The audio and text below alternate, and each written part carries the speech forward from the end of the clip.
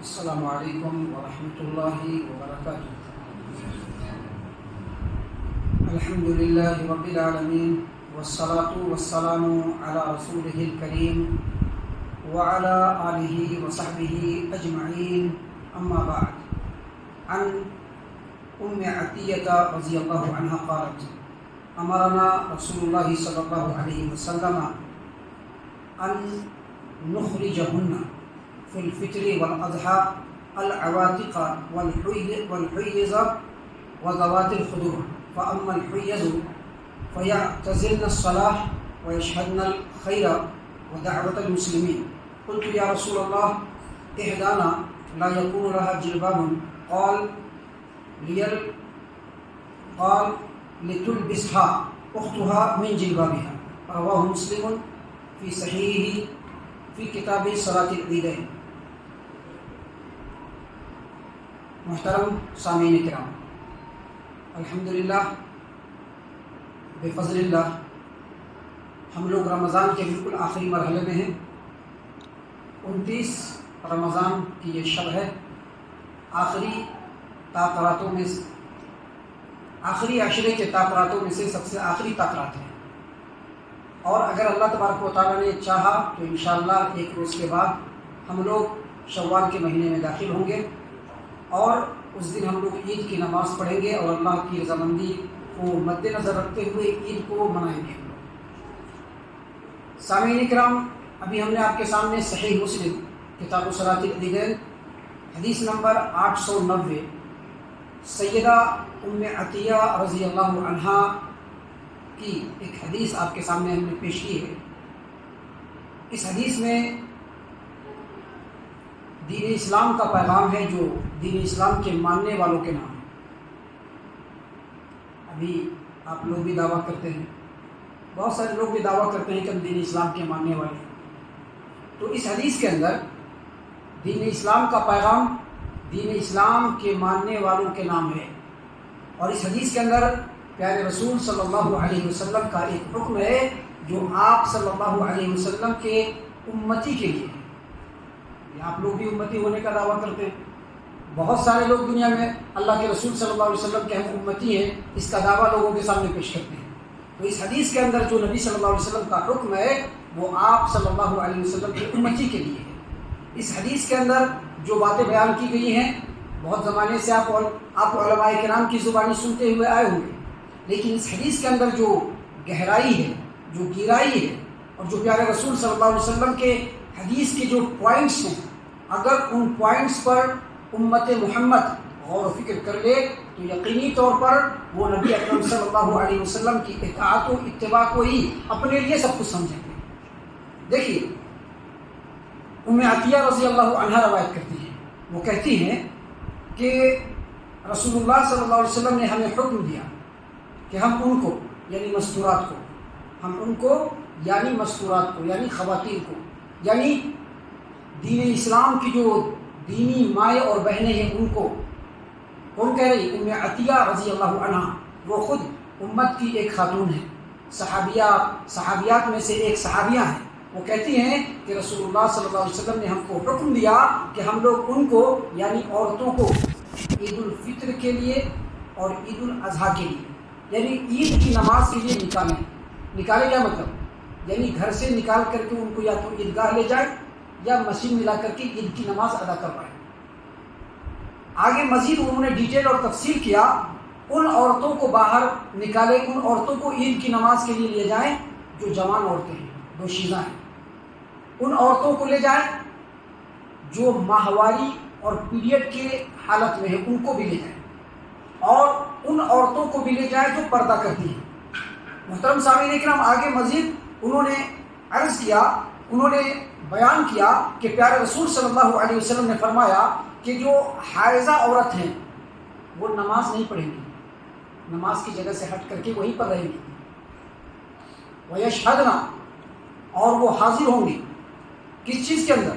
نبی صلی اللہ علیہ وسلم نے فرمایا وَيَشْهَدْنَ الْخَيْرِ، خیر و بھلائی کے لیے وہ حاضر ہوں گی، وَدَعْوَةَ الْمُسْلِمِينَ، اور مسلمانوں کی دعوت میں وہ شامل ہوں گی۔ ام عطیہ رضی اللہ عنہ کہتی ہیں کہ قلت، میں نے پوچھا، میں نے عرض کیا یا رسول اللہ صلی اللہ علیہ وسلم احدانا لا یکون لها جلباب، ہم میں سے بعض عورتیں ایسی ہیں جن کے پاس بڑی چادر نہیں ہے، جن کے پاس برقع نہیں ہے، وہ کیا کرے؟ جن کے پاس بڑی چادر بھی نہیں ہے اور برقع بھی نہیں ہے، وہ کیا کرے؟ تو نبی اکرم صلی اللہ علیہ وسلم نے فرمایا کہ اس کی کوئی مسلمان بہن اس کو اپنی چادروں میں سے کوئی ایک چادر یا برقع میں سے کوئی ایک برقع پہنا دے۔ حدیث ہے، اس حدیث میں اللہ کے رسول صلی اللہ علیہ وسلم نے یہ حکم دیا ہے کہ مسلمان عورتوں کو عید الفطر کے دن بھی اور عید الاضحیٰ کے دن بھی عید کی نماز کے لیے گھروں سے نکال کر کے عیدگاہ یا مسجد میں لایا جائے عید کی نماز پڑھنے کے لیے۔ اس سے یہ پتہ چلا کہ عید اور عید کی نماز مردوں کے لیے بھی ہے اور عورتوں کے لیے بھی ہے، عورتوں کے لیے بھی ضروری ہے اور مردوں کے لیے بھی ضروری ہے کہ وہ اپنے گھر سے نکلیں اور نکل کر کے یا تو عیدگاہ میں پہنچے یا پھر مسجد میں پہنچے اور تمام لوگوں کے ساتھ مل کر کے وہ عید کی نماز ادا کریں۔ محترم سامعین کرام، اس حدیث پر ہم ایک بار پھر غور و فکر کرتے ہیں تو ہمیں یہ پتہ چلتا ہے کہ نبی صلی اللہ علیہ وسلم نے تمام عورتوں کو یہ حکم دیا ہے، اس میں کسی کو بھی نبی صلی اللہ علیہ وسلم نے ایکسیپشن نہیں کیا ہے، الگ نہیں کیا ہے کہ یہ نہیں آئیں گے یہ نہیں آئیں گے۔ جیسا کہ آپ جمعہ کی نماز میں دیکھیں گے عورتیں نہیں آنا چاہیے، بچے نہیں آئیں گے تو کوئی دقت نہیں ہے، مسافر نہیں آئے، ایسا کچھ نہیں تھا۔ کہا کہ تمام کی تمام عورتوں کو آنا ہے، جوان عورتیں جو کہیں جانے سے شرماتی ہیں،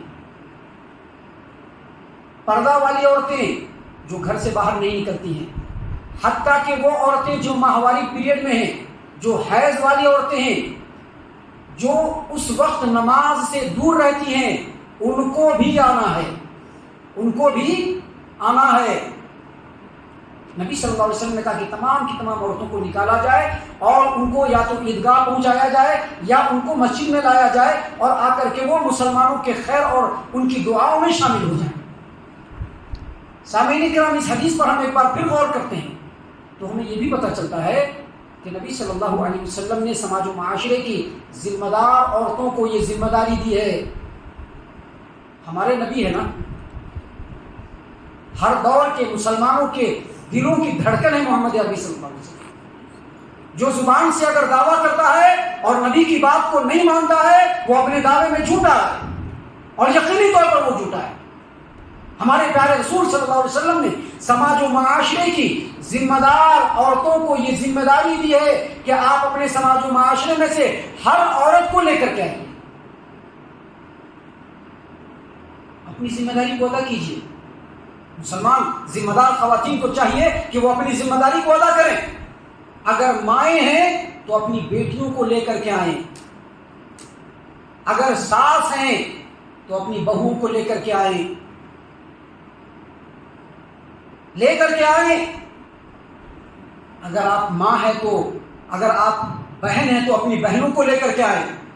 سماج و معاشرے کی جو ذمہ دار عورتیں ہیں تمام عورتوں کے اندر اویئرنیس لائیں اور ان کو مسجد میں یا عیدگاہ میں لے کر کے جائیں۔ بہت افسوس ہوتا ہے کہ آج کے ڈیٹ میں مسلمانوں میں اتنی بڑی تعداد ہے، غیروں نے ان چیزوں کو سمجھ لیا اور آج مسلمان سمجھنے کے لیے ریڈی نہیں۔ حدیث بالکل موجود ہے، کوئی مائی کا لال چاہے وہ عالم ہو، مفتی ہو، کوئی بھی ہو، اس حدیث کو سامنے رکھ کر کے اس بات کا انکار کر کے دکھ رہا ہے۔ لوگوں کو ڈارکنیس میں رکھ کر کے، لوگوں کو پردے میں رکھ کر کے، لوگوں کو غفلت میں رکھ کر کے وہ کچھ نہ کچھ بول کر کے کچھ سمجھا سکتے ہیں، لیکن یہ نبی صلی اللہ علیہ وسلم کی حدیث موجود ہے۔ آپ صلی اللہ علیہ وسلم نے سماج و معاشرہ کی ذمہ دار خواتین کو، مستورات کو یہ ذمہ داری دی ہے کہ آپ اپنے سماج و معاشرے کی عورتوں کو گھر سے نکال کر یا تو عیدگاہ میں عید کی نماز کے لیے پہنچائیے یا مسجد کے اندر پہنچائیے، تاکہ وہ اللہ تبارک و تعالیٰ کے رسول صلی اللہ علیہ وسلم کی حکموں کی اتباع کرنے والے بن جائیں۔ محترم سامعین کرام، ہم اس حدیث پر غور و فکر کرتے ہیں اور اس کے معنی اور مفہوم کو ہم سمجھنے کی کوشش کرتے ہیں تو ہمیں ایک بات اور پتہ چلتی ہے۔ وہ کیا پتہ چلتی ہے؟ کہ پیارے رسول صلی اللہ علیہ وسلم نے کہا کہ جو حائضہ عورتیں ہیں، جو مینشنل پیریڈ سے گزر رہی ہیں، جو ماہواری میں جو مبتلا عورتیں ہیں، وہ بھی آئیں گے، بہانہ نہیں چلے گا، وہ بھی آئیں گے، اور آئیں گے تو نماز کی جگہ سے ہٹ کر کے وہ بیٹھیں گے. جہاں پر نماز ہوتی ہے وہاں پر نہیں. ہماری مسجد ہے نا, ایک مسجد میں یہاں پر مصلی ہے پیچھے, اور اس کے بعد جو خالی جگہ ہے ذمہ داروں کو چاہیے کہ وہاں پر بہترین انتظام کریں. کہا کہ جو حیض والی عورتیں ہیں وہ نماز کی جگہ پر نہیں بیٹھیں گی, وہ ذرا نماز کی جگہ سے ہٹ کر کے بیٹھیں گی. اور جب وہ نماز کی جگہ سے ہٹ کر کے بیٹھے تو وہ اپنے آپ میں شرم محسوس نہ کرے بلکہ فخر محسوس کرے کہ وہ اللہ کے رسول صلی اللہ علیہ وسلم کے حکم کی اتباع کرنے کے لیے آئی ہے, اور دوسرے بھی ان کا مذاق نہ بنائیں. محترم سامعین کرام, آپ اس حدیث پر غور کریں گے, ہم اس حدیث پر غور کریں گے تو ہمیں یہ بھی پتہ چلتا ہے کہ پیارے رسول صلی اللہ علیہ وسلم نے یہ بھی کہا ہے کہ اگر کسی کے پاس چادر نہ ہو اوڑھنے کے لیے یا برقع نہ ہو, حالانکہ آج تو ایسی بات نہیں ہے, لیکن نبی صلی اللہ علیہ وسلم کے زمانے میں یہ بات تھی, اور ہو سکتا ہے کہ آج بھی یہ بات ہو کہیں کہیں پر, اور ہو سکتا ہے کہ کبھی بھی اس طرح کی بات ہو سکتی ہے کہ بعض ایسی خواتین ہو جو غربت کی وجہ سے ان کے پاس چادر نہ ہو, ان کے پاس برقع نہ ہو, تو نبی صلی اللہ علیہ وسلم نے حکم دیا ہے کہ اس کی پڑوس کی جو اس کی دینی بہن ہے, اس کی مسلمان بہن ہے, اپنے چادروں میں سے کوئی چادر یا برقع میں سے کوئی برقع ان کو دے, ہمیشہ کے لیے دے دے, یا نہیں تو کم سے کم عید کے دن کے لیے ان کو ضرور دیں. اس سے کیا پتہ چلتا ہے کہ بعض لوگ جو مختلف قسم کے بہانے بازیاں کرتے ہیں اور اپنے عیدگاہوں میں خواتین کو نہیں لے جاتے ہیں, وہ نبی صلی اللہ علیہ وسلم کی اس حدیث کی روشنی میں نبی صلی اللہ علیہ وسلم کے حکموں کی اتباع کرنے والے نہیں ہیں بلکہ سنت کی مخالفت کرنے والے. نبی صلی اللہ علیہ وسلم نے تاکید کر کے کہا کہ اگر کسی عورت کے پاس چادر نہ ہو تو اس کی پڑوسن اس کو چادر دے, اس کو دوپٹہ دے, اس کو برقع دے, تاکہ وہ برقع پہن کر کے آئے, لیکن آنا ہے سب کو. ابھی گھر میں نماز پڑھنے سے نہیں بات بننے والی ہے, سنت کی مخالفت ہوگی, یاد رکھیے گا. گھر میں نماز پڑھنے سے بات بننے والی نہیں, سنت کی مخالفت ہوگی. عیدگاہ میں آنا ہے اور نہیں تو مسجد کے اندر آنا ہے. عیدگاہ میں آنا ہے اور نہیں تو مسجد کے اندر آنا ہے. محترم سامعین کرام, ہم اس حدیث پر غور و فکر کرتے ہیں تو ہمیں یہ بھی پتہ چلتا ہے کہ نبی صلی اللہ علیہ وسلم نے یہ کہا ہے کہ تمام کی تمام خواتین حتیٰ کہ حیض والی عورت بھی عیدگاہ میں یا مسجد میں آئے اور خیر و بھلائی اور مسلمانوں کی دعوت میں شریک ہو, ان کی دعا میں شریک ہو. اس کا کیا مطلب ہے؟ خیر و بھلائی تکبیرات عید ہوتی ہے, اللہ اکبر لا الہ الا اللہ واللہ اکبر وللہ الحمد. جب یہ تکبیرات چلے تو وہ بھی شامل ہوئے اس میں. کتنی بابرکت بات ہے. برکت کو چھوڑ کر کے مخالفت کی طرف جانا یہ بہت ہی سوچنی بات ہے, غور و فکر کرنے کی بات ہے. ہمارے نبی کی بات بالکل سیدھی ہے, ہمارے نبی کی بات بالکل کلیئر ہے, لوگوں کی مزاج کے اندر کلیئرٹی نہیں, لوگوں کی سوچ کے اندر کلیئرٹی نہیں ہے. ہمارے نبی کی بات بالکل کلیئر ہے. کہا سبوں کو شامل ہونا ہے خیر میں, سبوں کو شامل ہونا ہے مسلمانوں کی دعا میں. حائضہ عورت کو بھی شامل ہونا ہے, پردے والی عورت کو بھی شامل ہونا ہے, نوجوان دوشیزہ عورت کو بھی شامل ہونا ہے. سب کو لے کر کے آنا ہے تاکہ وہ خیر میں شامل ہو. وہ خیر کیا ہے؟ تکبیرات عید ہے. عید کی نماز کے بعد جو خطبہ چلتا ہے اس میں جو نصیحت اور وعظ کی باتیں ہوتی ہیں اس میں بھی ان کو شامل ہونا ہے. خصوصی صدقات و خیرات جو عید کے دن کیے جاتے ہیں اس میں بھی ان عورتوں کو شامل ہونا ہے. حتیٰ کہ ایک دوسرے سے ملاقات کر کے جو دعا سلام ہوتی ہے اس میں بھی شامل ہونا ہے. اور خاص طور سے جو مسلمانوں کے لیے دعائیں عید کے میدان میں یا اس عید کی مسجد میں کی جاتی ہے اس میں سب کے سب شامل ہو. نبی صلی اللہ علیہ وسلم نے اس چیز کی وضاحت فرمائی. اس حدیث پر ہم غور و فکر کرتے ہیں تو ہمیں ایک اور بات سمجھ میں آئی ہے, وہ یہ کہ پیارے رسول صلی اللہ علیہ وسلم نے بغیر کسی کو ایکسیپشن کیے ہوئے, بغیر کسی کو علیحدہ کیے ہوئے تمام کی تمام خواتین کو عید کی نماز پڑھنے کے لیے آنے کے لیے کہا ہے. حالانکہ آپ دیکھیں گے کہ آپ صلی اللہ علیہ وسلم نے پانچوں نمازوں میں خواتین کو مسجد میں آنے کے لیے ذمہ دار نہیں بنایا, چاہے تو آئے چاہے تو نہیں آئے, ان کی مرضی. پانچوں نماز کے لیے چاہے تو آئے چاہے تو نہیں آئے, ان کی مرضی. ویکلی ایک بار جمعہ کا دن آتا ہے, نبی صلی اللہ علیہ وسلم نے ان کو پابند نہیں بنایا کہ تم آؤ, ان کی مرضی وہ آئے, نہیں مرضی نہیں آئے, یہ ان کی مرضی ہے. لیکن عید کے دن آنا ہے, اس حدیث سے ہی ثابت کی بات. عید کے دن آنا ہے.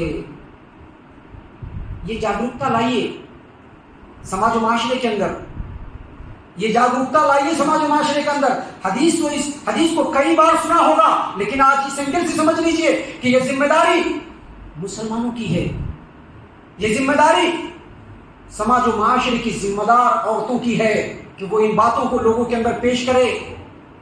اگر کوئی عورت کسی وجہ سے مسجد میں نہیں آ رہی ہے، اس وجہ کو دور کرنا یہ مسلمانوں کی ذمہ داری ہے۔ اگر برقع نہیں تو برقع کا انتظام کیجیے لوگوں کے لیے، خالی پھوکٹ مسلمانوں کے ذمہ دار مت بنیے۔ اگر برقع نہیں ہے تو برقع کا انتظام کیجیے۔ اگر رستہ دشوار ہے، رستے کو کلیئر کیجیے۔ اگر سواری کا انتظام کرنا ہے، مسلمانوں کو سواری کا بھی انتظام کرنا چاہیے۔ لیکن عورتیں عید کی نماز کے لیے یا تو عیدگاہ پہنچیں یا نہیں تو مسجد پہنچے، گھر میں نماز پڑھنا شرعی اعتبار سے مناسب نہیں معلوم ہوتا ہے، مناسب نہیں معلوم ہوتا ہے۔ محترم سامعین کرام، اس حدیث سے ہمیں یہ پتہ چلتا ہے کہ عید کی نماز کی بڑی اہمیت اور فضیلت ہے، لہذا اس اہمیت اور فضیلت کو ہم تمام مسلمانوں کو سمجھنا چاہیے۔ جو لوگ بھی اس حدیث کے اوپر عمل کرنے کی کوشش کر رہے ہیں یا عمل کرنا چاہتے ہیں، اللہ ان کے ساتھ خیر و عافیت کا معاملہ فرمائے۔ جو عورتیں بھی اس حدیث کے اوپر غور و فکر کر کے مسجد میں نماز پڑھنے آتی ہیں یا عیدگاہ میں عید کی نماز پڑھنے جاتی ہیں، اللہ تعالیٰ ان کے ساتھ بھی خیر و عافیت کا معاملہ فرمائے۔ اور جو بھی اس معاملے میں لوگوں میں جاگرکتا لانے کی کوشش کر رہے ہیں، اللہ ان کے ساتھ بھی خیر و عافیت کا معاملہ فرمائے۔ ہم اللہ سے دعا کرتے ہیں کہ اللہ تعالیٰ ہم تمام کو ان تمام باتوں کے اوپر خوب غور و فکر اور تدبر کرنے کے ساتھ ساتھ ان باتوں کے اوپر عمل کرنے کی بھی توفیق عنایت فرمائے، آمین۔